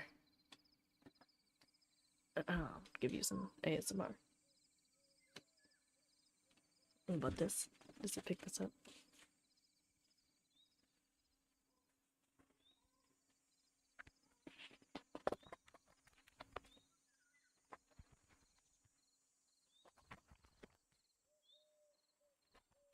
I don't actually know what that sounds like, so if it's annoying, sorry. Where was I? Excuse me. I feel like I've been reading for hours. Okay. You know Seymour's fatal attraction? Finally attracted his duty, Jerry said. Oh. What did I say? Whatever. You know Seymour's fatal attraction? Fatally attached to his duty, Jerry said. Fatally attracted to responsibility. He could have played ball anywhere he wanted, but he went to Uppsala because my father wanted him near home. Giants offered him a double-A contract. Might have played one day with Willie Mays. Instead, he went down to Central Avenue to work for Newark. My father started him off at a tannery. Puts him for 6 months working in a tannery on Frey Lugeson Avenue. Up 6 mornings a week at 5 a.m. You know what a tannery is? A tannery is a hole. Remember those days in the summer? A strong wind from the east and the tanning stench wafts over Weekaholic Park and covers the whole neighborhood. Well, he gets out of the tannery, Seymour does, strong as an ox, and my father sits him down at a sewing machine for another 6 months, and Seymour doesn't let out a peep, just masters the machine. Give him the pieces of a glove, and he can close it up better than the sewers, and in half the time. He could have married any beauty he wanted. Instead, he marries the beautiful Miss Doyer. You should have seen them. Knockout couple. The two of them all smiles on their upward trip into the USA. She's post-Catholic, he's post-Jewish. Together, they're going out there to Old Vermont to raise little post-toasties. Instead, they get that kid. What's wrong with Miss Doyer? No house they lived in was right. No amount of money in the bank was enough. He set her up in the cattle business. That didn't work. He set her up in the nursery tree business. That didn't work. He took her to Switzerland for the world's best facelift. Not even into her 50s, still in her 40s. But that wasn't what the woman wants. So they schlepped to Geneva for a facelift from the guy who did Princess Grace. He would have been better off spending his life in AA ball. He would have been better off knocking up some waitress down there in Phoenix and playing first base for the Muddins. That kid, she stuttered, you know. So to pay everybody back for her stuttering, she set up the bomb. He took her to speech therapies. He took her to clinics, to psychiatrists. There wasn't enough he could do for her. And the reward. Boom! Why does this girl hate her father? This great father, this truly great father, good-looking, kind, providing, thinks about nothing really but them, his family. Why does she take off after him? That her own ridiculous father should have produced such a brilliant father, and that he should then produce her? Somebody tell me what caused it. The genetic need to separate. For that she has to run from Seymour LeBeouf to Che Guevara. No. What is the poison that caused it? That caused this poor guy to be placed outside his life for the rest of his life. He kept peering in from outside at his own life. The struggle of his life was to bury this thing, but could he? How? How could a big, sweet, agreeable putz like my brother be expected to deal with this bomb? One day, life started laughing at him, and he never let up. Hold on, I forgot to mark pages that I thought were important. So go back real quick.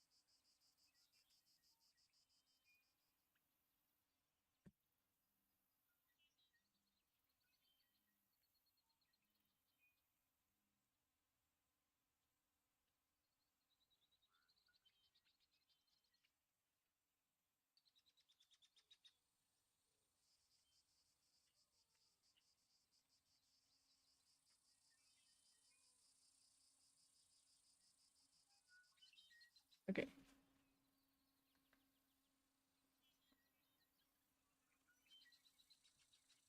That was as far as we got. As much of an earful as I was to hear from Jerry. Anything more I wanted to know, I'd have to make up, because just then a small, gray-haired woman in a brown paint suit came up to introduce herself. And Jerry, not a man equipped by nature to stand around more than 5 seconds while someone else was getting a third party's attention, shot me a mock salute and disappeared. And when I was looking for him later, I heard that he'd had to leave to catch a Newark plane back to Miami. After I'd already written about his brother, which is what I would do in the months to come, think about the sweetie for 6, 8, sometimes 10 hours at a stretch, exchange my solitude for his, inhibit this person least like myself, disappear into him, day and night, try to take the measures of a person, apparent blankness and innocence and simplicity, chart his collapse, make of him, as time wore on, the most important figure of my life. Just before I set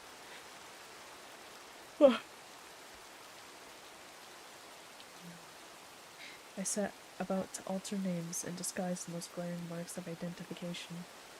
I had the amateur's impulse to send Jerry a copy of the manuscript to ask what he thought. It was an impulse I quashed. I had been writing and publishing for nearly 40 years not to know by now to quash it. That's not my brother, he'd tell me. Not in any way. You've misrespected him. My brother couldn't think like that, didn't talk like that, etc.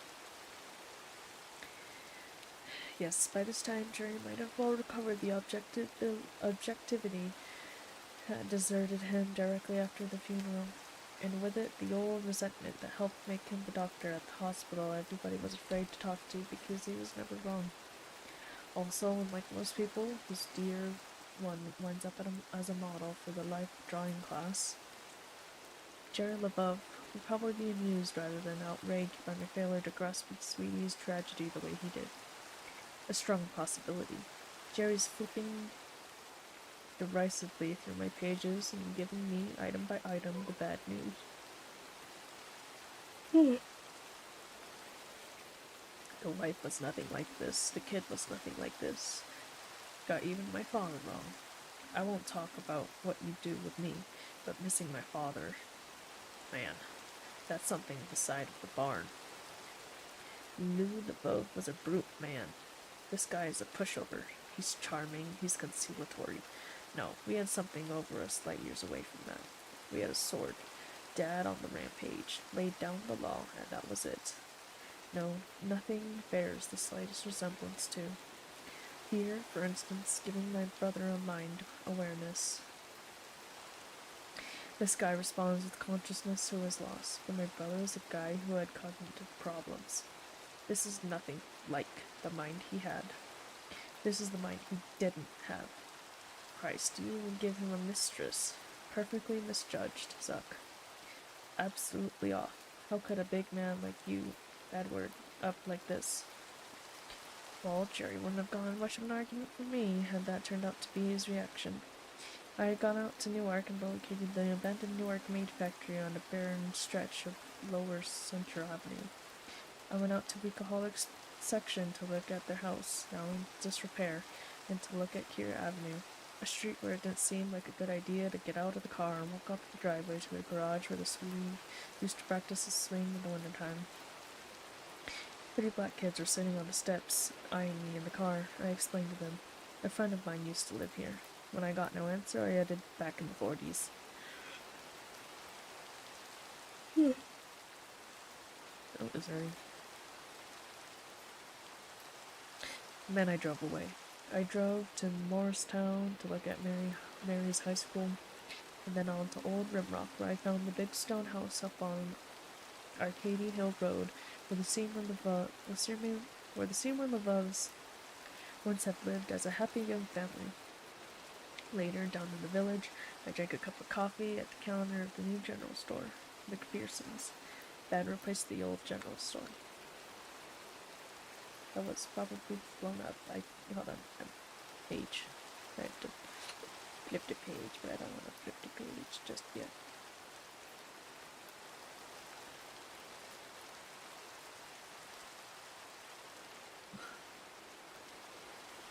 Oh my goodness. Okay. Oh, old general store, Hamlin's. Whose post office the teenage LeVeuve daughter had blown up to bring the war home to America.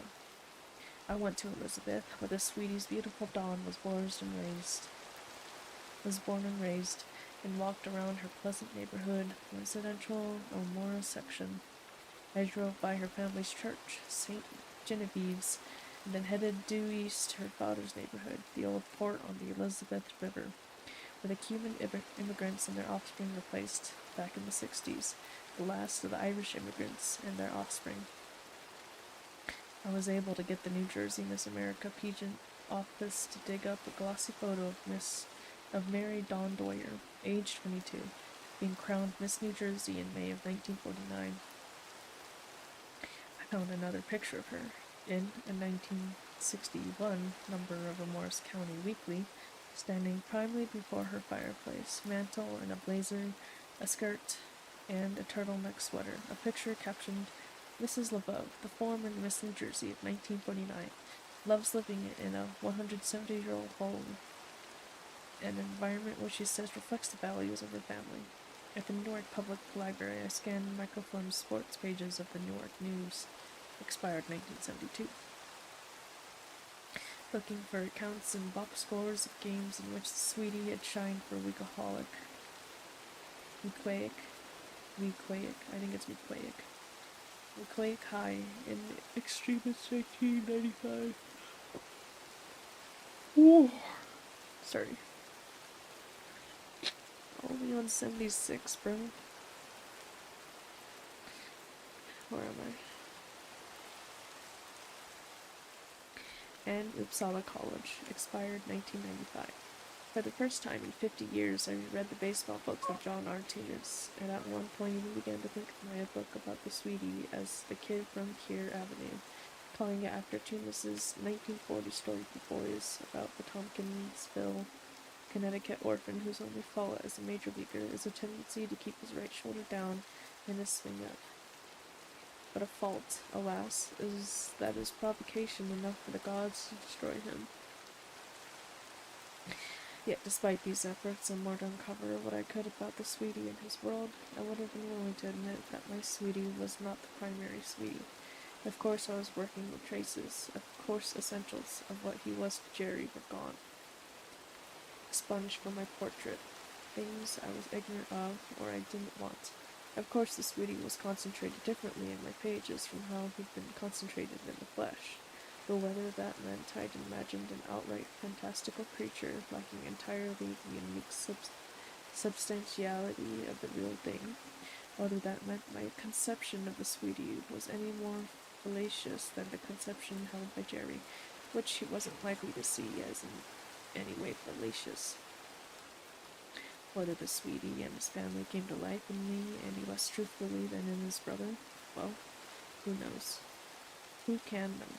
When it comes to illuminating someone with the Sweetie's capacity, to understanding those regular guys everybody likes, and who go about more or less incognito, is up for grabs. It seems to me, as to whose guess it is more rigorous than whose. You don't remember me, do you? Asked the woman who sent Jerry skirting. Smile informed me she had taken my two hands in hers. Beneath the short cropped hair, her head looked imposingly well made, large and durable, its angular mass like the antique stone of a Roman sovereign. Though the broad planes of her face were deeply scored, as if with an engraving stylus, the skin beneath the rosy makeup looked to be seriously wrinkled, only around the mouth, which, after nearly 6 hours of exchanging kisses, had lost most of its lipstick. Otherwise, there was an almost girlish softness to her flesh, indicating that perhaps she hadn't partaken in every last one of the varied forms of suffering available to a woman over a lifetime. Don't look at my name tag. Who was I? You tell me, I said. Joyce. Joy Helburn. I had a pink Angora sweater, originally my cousin's, Estelle's, who's 3 years ahead of us. She's dead. Nathan, in the ground.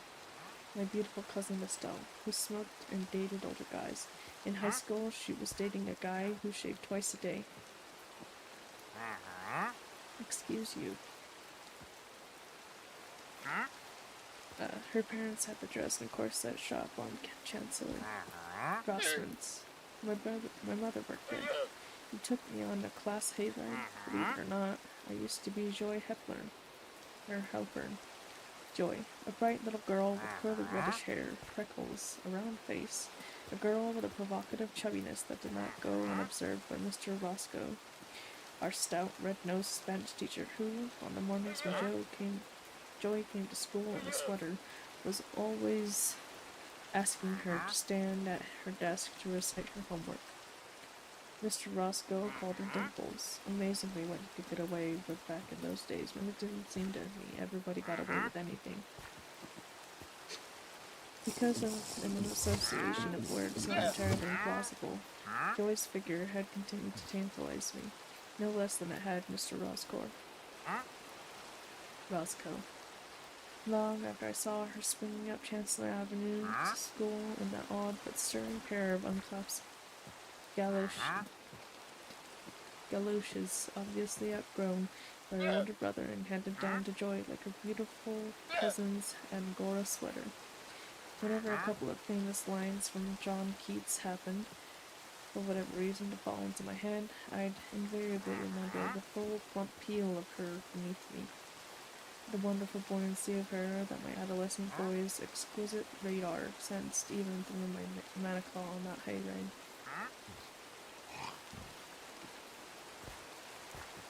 The lines are from Ode on Melancholy. Him whose strenuous tongue can burst joy's grape against his palate fine. I remember that hayride, Joy Hepburn. You weren't as kind on that hayride as you might have been. And now I look like Spencer Tracy, she said, breaking into laughter. Now that I'm no longer frightened, it's much too late. I used to be shy. I'm not shy anymore. Oh, Nathan. Aging. She cried as we embraced each other. Aging. It is so very strange. You wanted to touch my bare, upper area. Yes. Wait, I would have settled for that. Yes, she said. They were new then. You were 14 and they were about 1. There's always been a 13-year difference. Back then I was 13 years older than they were. Now they're about 13 years older than I am. But we certainly did kiss, didn't we, darling? Kissed and kissed and kissed. I had practiced all that afternoon. I practiced kissing. On whom? My fingers. I should have let you undo my bra. Undo it now if you like to. I'm afraid I haven't the daring anymore to undo a brassiere in front of the class. What is the class? Just when I'm ready, Nathan's grown up. We bantered back and forth, arms tight around each other, and leaning backwards from the waist so each could see clearly what had happened to the other's face and figure, the external shape that half a century of living had bestowed.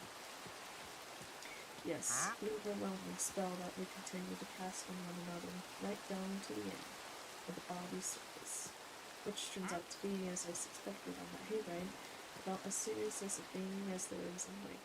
The body, from which one cannot strip oneself, however one tries, and which is not to be freed beside death. Earlier, looking at a land Meisner, I was looking at his father, and looking now at Joy, I was looking at her mother. The stout seamstress, with her stockings right down to her knees, and the backbone breast and stress shop on Chancellor Avenue. But who was I thinking of? Was the sweetie. The sweetie and the tyranny that was body held over. The powerful, the gorgeous, the lonely sweetie. Who life but never made shrewd, who could not test through life as a beautiful boy and a stellar first baseman. Who wanted instead to be a serious person from whom others came before himself, and not a baby for whose needs alone the wide world of such substance had been organized. He wanted to have been born something more than a physical body.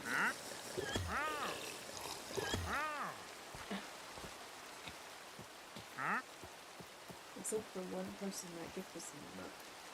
The sweetie wanted what he took to be a higher calling, and his bad luck was to have found him. The responsibility of the school hero falls into life. Noblesse oblige, you're the hero. Then you have to behave in a certain way. There is a prescription for it. You have to be modest, you have to be forbearing, you have to be differential, you have to be understanding. And it all began, this heroically idealist community, this strategic, strange spiritual desire to be a bulwark of duty and ethical obligation. Because of the war, because of all the terrible uncertainties bred by the war, because of how strongly an emotional community whose beloved sons were far away facing death had been drawn into a lean and muscular Austrian boy, whose talent was to be able to catch anything anybody threw anywhere near him. It all began with sweetie, as what doesn't, in a circumstantial absurdity. My notes open. Oh, sorry. I think I'm going to end stream. No more story time. My throat is hurting. Sadly. Okay, well, anyways, thanks for watching. I will see you in the next one.